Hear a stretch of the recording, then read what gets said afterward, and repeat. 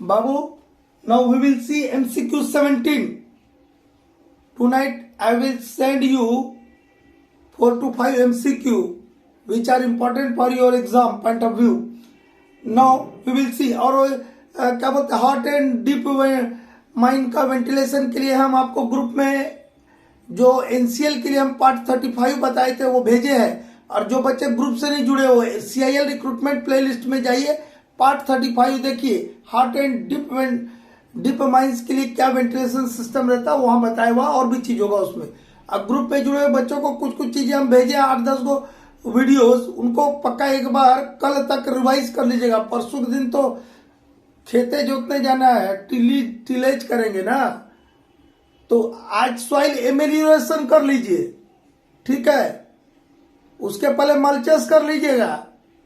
मल्चेस क्या है बेटा? प्रोटेक्टिव लेयर है, प्रोटेक्टिव लेयर ऑफ ऑर्गेनिक और inorganic material left on the surface of on the surface of soil for stabilising the surface of soil, यही ना बताए थे।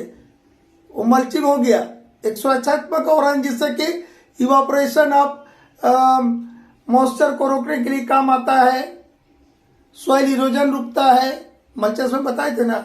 उसके बाद बताए थे मल्चेस में बताए थे सब, और सॉइल इमोलेशन बताए थे कि उसका सुधार कैसे करेंगे, उसके बाद जुताई कैसे करेंगे, ठीक है। टिलेज तो जुताई करना है, टिलेज करना है 21 तारीख को, ओकरा पहले वो सबको एक बार उनका कर लीजिए, मल्चिंग और सॉइल इमोलेशन, ठीक है। नाउ एनुअल रिटर्न में बड़ा बच्चा लोग को कंफ्यूज, देखिए हम छोटा सा कर दिए, कोई ऑब्जेक्टिव आएगा आपको हो जाएगा। बाबू कुछ नहीं है इसमें, थोड़ा ध्यान पूर्वक मेरी बात को सुनिए। Annual return shall be submitted by owner, agent और मैनेजर। कौन सबमिट करता है? ओनर, एजेंट और मैनेजर। ये कंपनी का नहीं होता है, ये पर्टिकुलर माइन का होता है। और कोई आपको डाटा बताता है कि ये MCL का एनुअल रिटर्न है तो गलत बोलता है, अरे कंपनी का नहीं ना भरते हैं, माइन का ना भराता है। श्रम सुविधा पोर्टल और DGMS पोर्टल, 2 पोर्टल है, उसमें एनुअल रिटर्न भरते हैं, ठीक है। और एक और कंफ्यूजन इसका हम बताएंगे, ठीक है। तो और ये एनुअल रिटर्न का डाटा कॉन्फिडेंशियल होता है, तो तोरा कहां से मिल गया? मतलब झूठे बोल रहा है, मैं भी ना भरता हूं। हम कहा आप लोग को बताया, मेरिट माइंड का बताया क्या? मैंने नहीं बताया।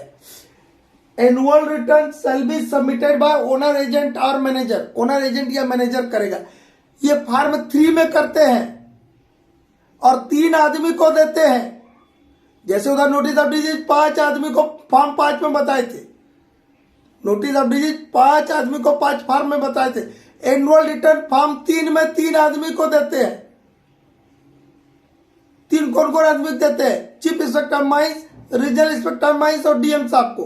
देखिए यही लिखा होगा, annual return shall be submitted by owner, agent and manager to CIM, RIM and DM in form 3। किस में देते हैं हम? फॉर्म 3 में देते हैं। अब कैसे देते हैं उसका 3 गो केस है। कितना केस है? देखिए 3 केस है। इन जनरल हम हर साल 1 फरवरी या उसके पहले एनुअल रिटर्न सबमिट करते हैं ऑन और before first day of February in every year. हर साल 1 फरवरी या उसके पहले, ऑन मतलब 1 फरवरी को, और बिफोर मतलब 1 फरवरी के पहले, ऑन और before 1 February of every year, ये हो गया। और एक 30 दिन और एक 90 दिन वाला है। 30 दिन वाला क्या है?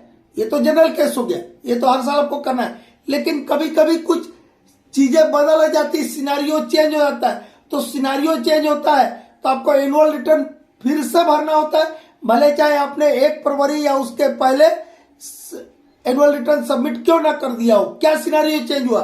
ये 30 दिन वाले में क्या हुआ? माइंस बंद हो गया, अबेंडनमेंट और क्लोजर हो गया, या चेंज ऑफ ओनरशिप हो गया, ओनर ही चेंज हो गया, या माइंस आपने बंद कर दिया, ओनर चेंज हो गया या माइंस बंद कर दिया।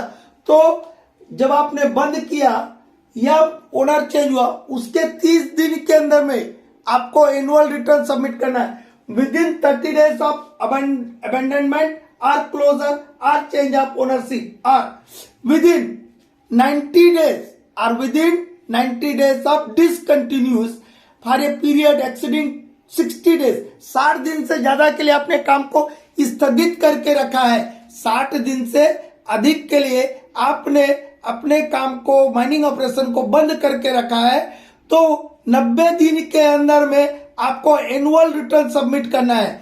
डिसकंटिन्यूस वाले केस में कितना है बाबू? डिसकंटिन्यूस वाले केस में कितना बोला? 90 दिन। ओनर चेंज होगा तो कितने दिन में करेंगे? 30 दिन में।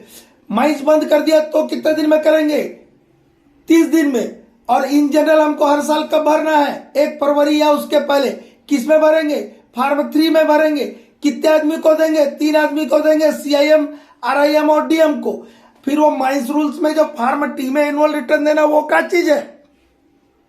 वो भी ना पता होनी चाहिए। अरे ये फार्म 3 अब CMR है, और वो फार्म टी जो है वो माइंस रूल्स के अनुसार जो हम एनुअल रिटर्न भरते वो फार्म टी में जाएगा।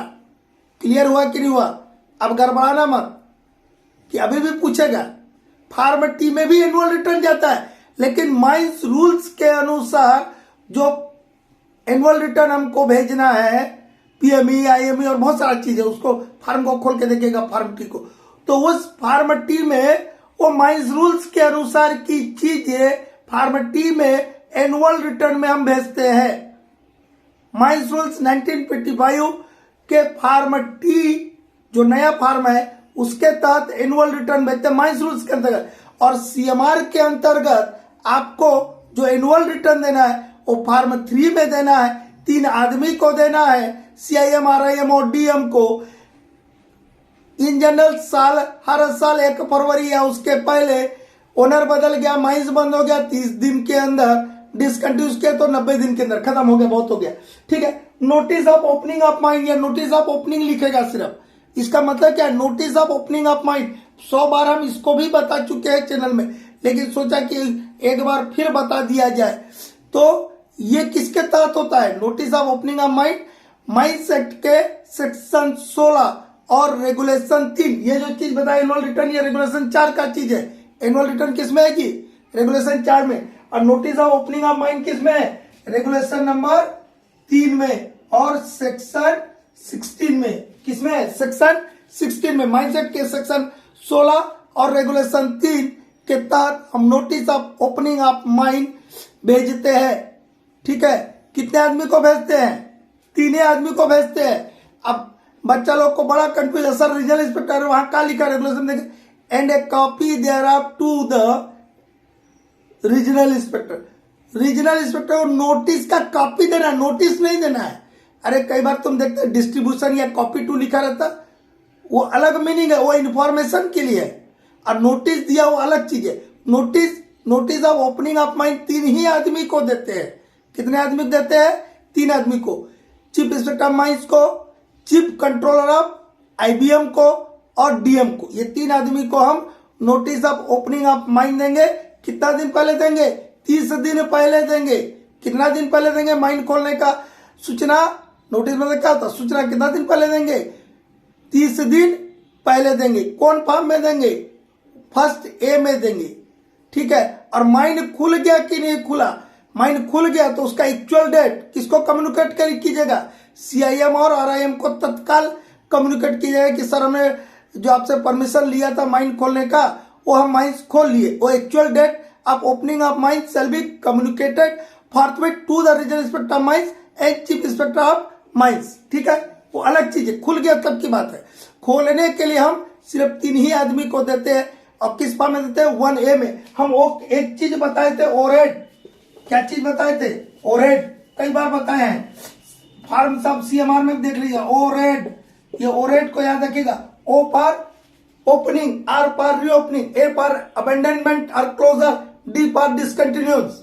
ठीक है, ये सब नोटिस के लिए, मतलब notice of opening, notice of reopening, notice of abandonment और क्लोजर और नोटिस ऑफ डिसकंटिन्यूस। और ये ओरेड लिखेगा, इसके नीचे लिखेगा 1A, 1B, 1C, 1D, 1D।